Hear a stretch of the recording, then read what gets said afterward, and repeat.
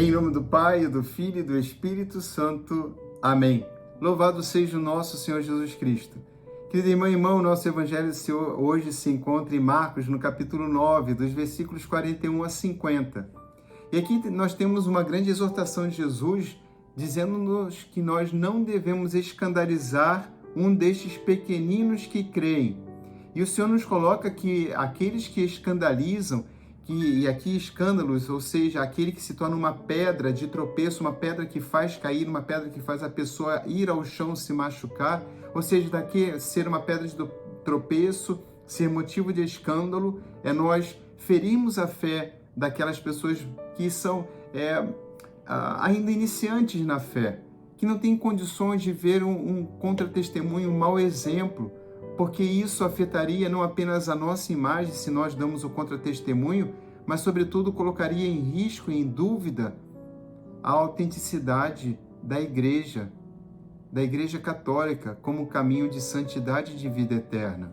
Se a pessoa é muito nova na fé, ela ainda lhe falta muitos princípios para compreender a dimensão do pecado pessoal. E quando ela vê alguém pecando, acha que toda a Igreja peca da mesma forma.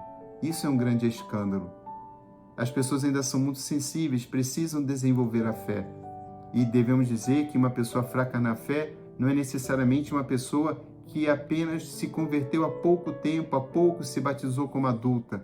Há pessoas de muitos anos na igreja, mas porque não aprofundaram na fé, não cresceram espiritualmente, elas também têm uma fé muito frágil, porque não amadureceram, porque não estudaram, porque não aprofundaram a experiência na comunidade cristã.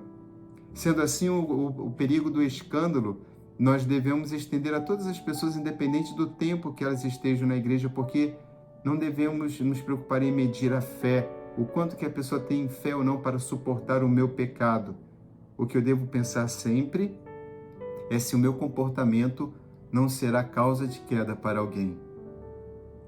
Sendo assim, não apenas devemos levar isso em consideração, mas o Senhor também vai nos dizer que aquele que escolhe o caminho do pecado se afasta do caminho da vida, do reino de Deus, e se dirige para o inferno. As palavras dizem assim: entrar na vida eterna ou ir para o inferno.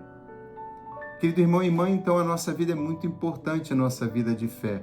E não apenas a nossa vida deve se pautar dentro desta luta constante contra o pecado, e aqui o Senhor nos dá imagens muito concretas, mas que devem ser compreendidas dentro do contexto histórico, cultural da época de Jesus, são muito fortes e não devem ser considerados de uma forma literal, arrancar o olho, cortar a mão, o pé, não, devem ser contextualizadas. Mas cabe-nos na mensagem entender que nós não devemos pecar, corremos o risco de escandalizar, e o fim e a tristeza seria muito grande. Além de pecar, correndo o risco de irmos para o inferno com o nosso pecado, também podemos favorecer que as pessoas saiam da igreja e se percam na experiência do amor de Deus. Percam essa experiência do caminho na igreja. Portanto, é